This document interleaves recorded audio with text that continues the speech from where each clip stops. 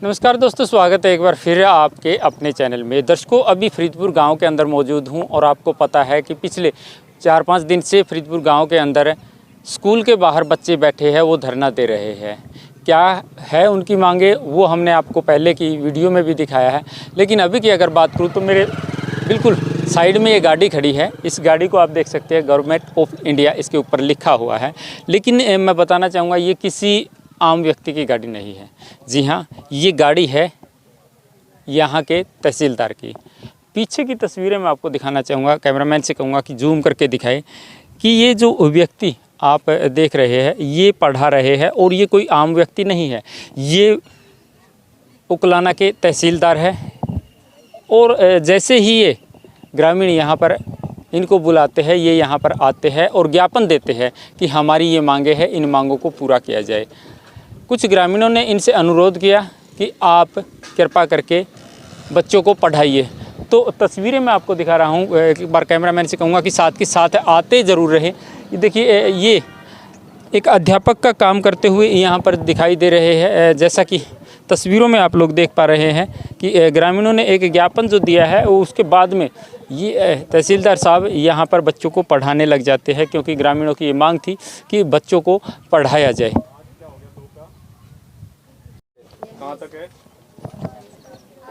10th वाले सारे present है या कोई एब्सेंट भी है? 6 एब्सेंट है। तो क्या आप कौन सा पीरियड चल रहा है आपका?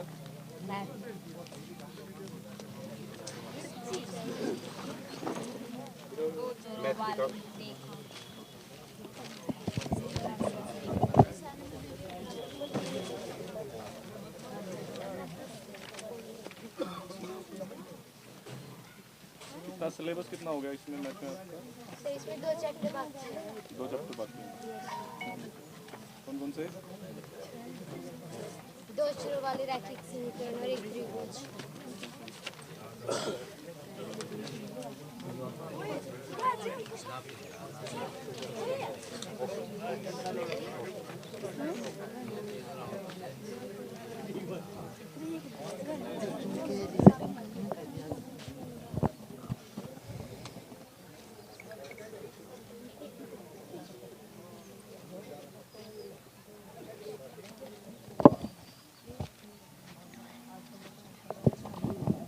बारे में कोई नॉलेज है आपको? 2 चर वाले रैखिक समीकरण सर स्टार्ट ही नहीं करवाया। स्टार्ट ही नहीं करवाया, और त्रिभुज तो स्टार्ट ही नहीं करवाया। बस ये 2 ही बचे हैं और बाकी सारा हो गया सिलेबस। यस, सितंबर तक का। सितंबर तक का हो गया। 2 चर वाले रैखिक समीकरण क्या होते हैं कि जिसमें 2 वेरिएबल हो।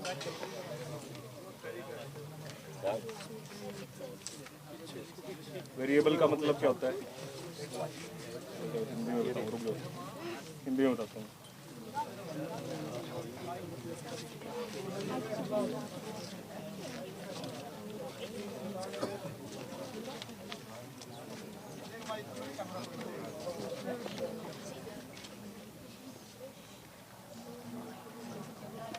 समीकरण तो पता होगा आपको, क्या होता है समीकरण? Yes sir. क्या होता है बताओ, खुद ही बताओ।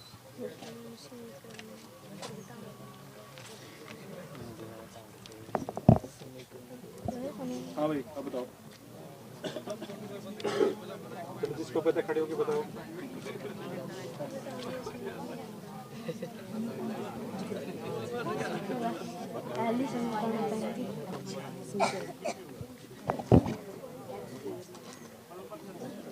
समीकरण ये होता है कि जैसे x + y = z।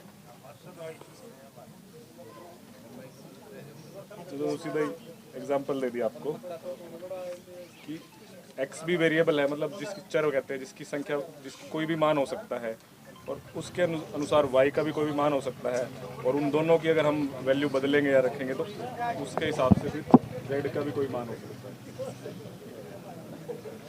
और अगर सिर्फ ऐसे हो कि x = z, ये हो गया एक चर, x की वैल्यू बदलते जाएंगे, z की वैल्यू बदलती जाएगी, ठीक है। y = z कर दिया, ये भी एक चर का हो गया। लेकिन अब मैं कर दूं, दोनों को जोड़ दूं, x प्लस वाई, उधर से x जुड़ गया, उधर से इज इक्वल टू 2z।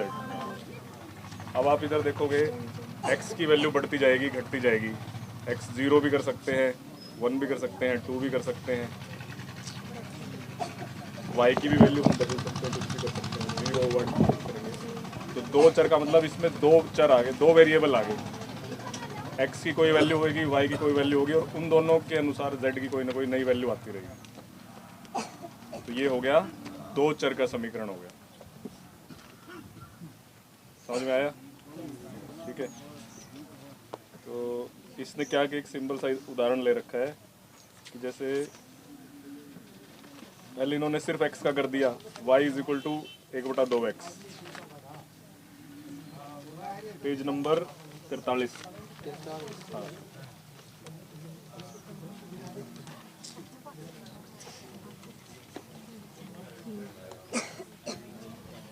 तो y is equal to 1/2x, ये एक समीकरण हो गया। और एक इन्होंने पहले बना दिया,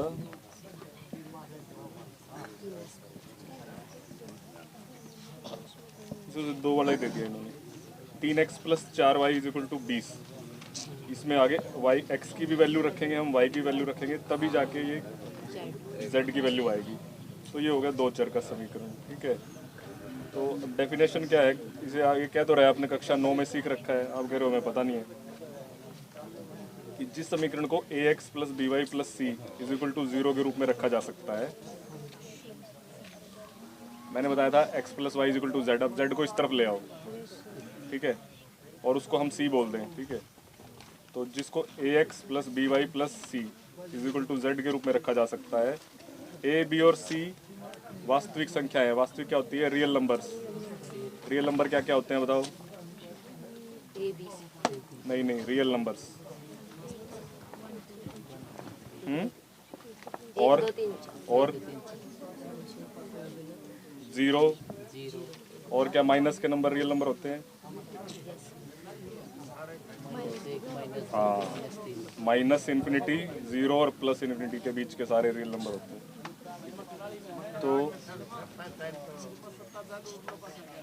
ax plus B Y plus C is equal to 0 के रूप में लिख सकते हैं। लिखो सारे अपनी अपनी नोटबुक में लिखो, डेफिनेशन तो कराई दो।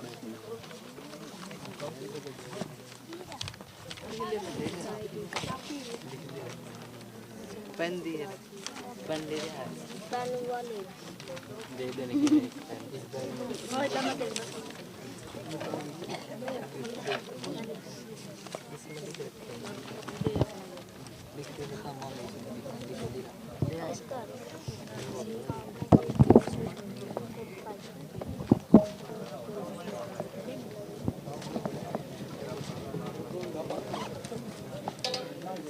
डेफिनेशन लिखो।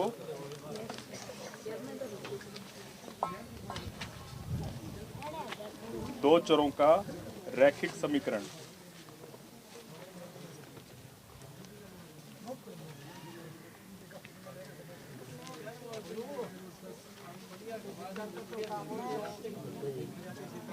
आप कागज ले लो किसी से, वो तो उसका लिख रहे हैं, कागज दे दो इसको। रैक की तरह एक पेन दे 9th वालों से ले लो इतना।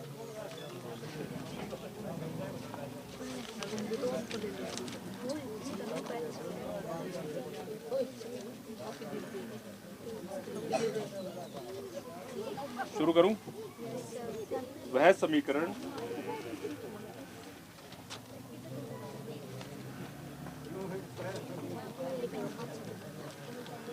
जिसको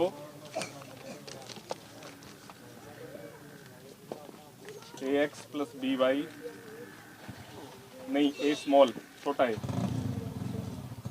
x भी छोटा, हाँ, प्लस b भी छोटा, हाँ, y भी छोटा, हाँ, plus c is equal to 0। इस लाइन को छोड़ दो, नीचे लिखो,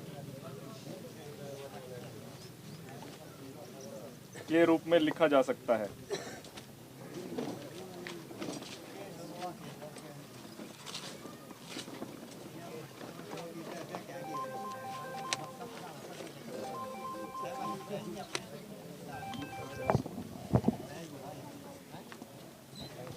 जहां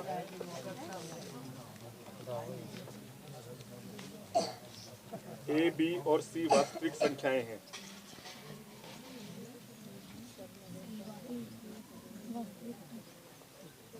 वास्तविक संख्याएं क्या होती हैं?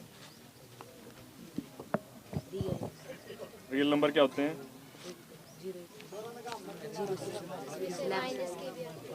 माइनस के नंबर, जीरो और प्लस के नंबर। लिख लो।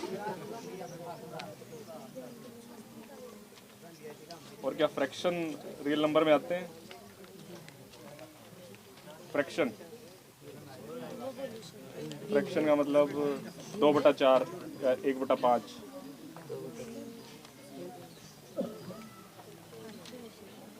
आते हैं, इसी में आते हैं। ठीक है, तो यही लिख लो, माइनस, जीरो और प्लस के नंबर।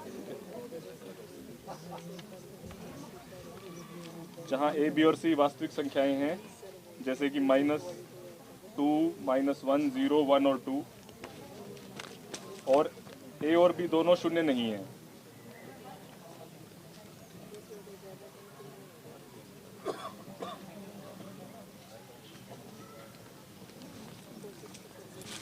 मतलब एक तो शून्य हो सकता है, या ए शून्य होगा या बी शून्य होगा, दोनों शून्य नहीं होंगे।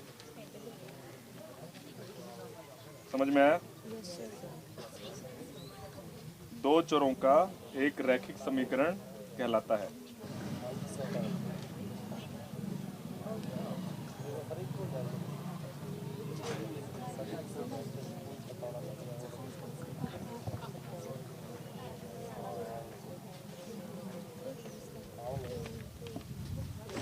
अब ऐसे लिखो, उदाहरण लिखो, उदाहरण।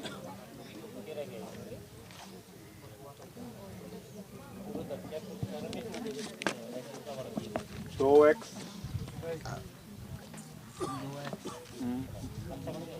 लिखो इसको छोड़ो, बुक में मत देखो। Plus 3y -5 = 0।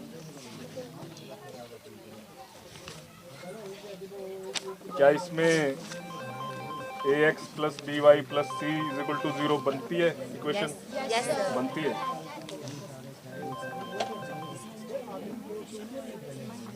a की वैल्यू क्या है इसमें? b की वैल्यू लिखो, इधर लिखो जाओ। a = 2 या 2, b = 3 और c = -5। ठीक है, अब इसकी समीकरण की एक और मतलब स्पेशलिटी क्या होती है कि हम कोई वैल्यू रखेंगे, x और y की अलग अलग वैल्यू रखेंगे, जिससे ये सेटिस्फाई हो जाए। तो मान लो हम x भी 1 रख देते हैं। अब लिखो, माना x बराबर है 1,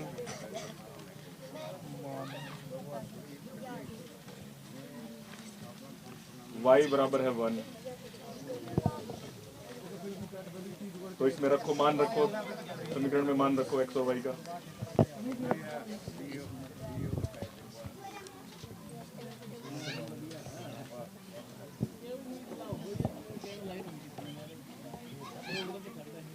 इसमें रख लिया।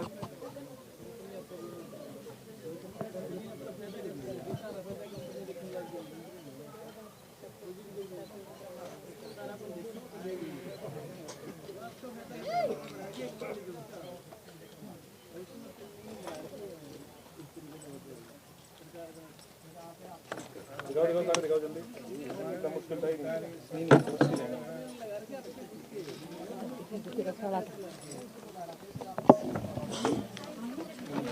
किसका रह गया? दिखाओ, वहीं से दिखाओ।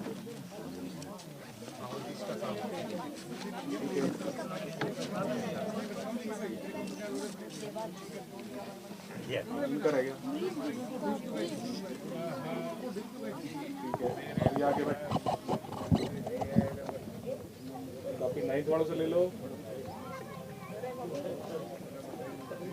मिस कर दिया।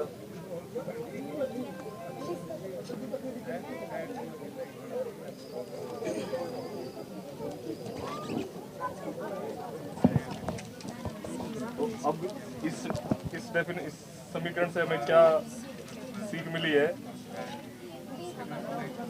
लिखो लिखो सारे यहाँ से।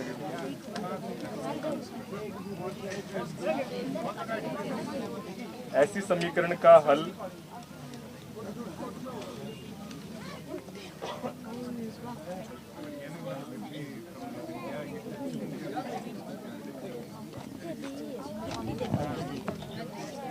x और y के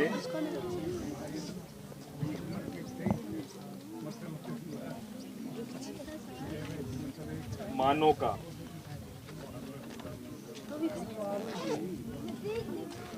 एक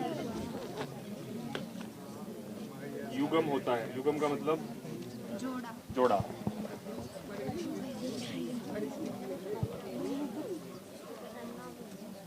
जो समीकरण के दोनों पक्षों को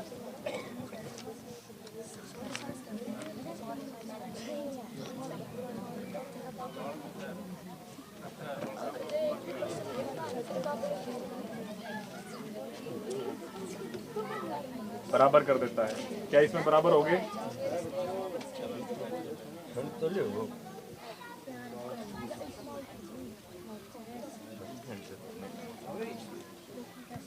लेफ्ट हैंड साइड और राइट हैंड साइड बराबर हो गए ना, दोनों तरफ 0 होगी थी। तो x बराबर है 1 और y बराबर है 1। इसका क्या है 1?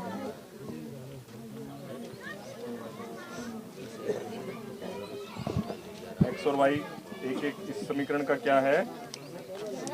मानों का युग्म है। ठीक है। अब आप अपनी तरफ से कोई और नंबर लो।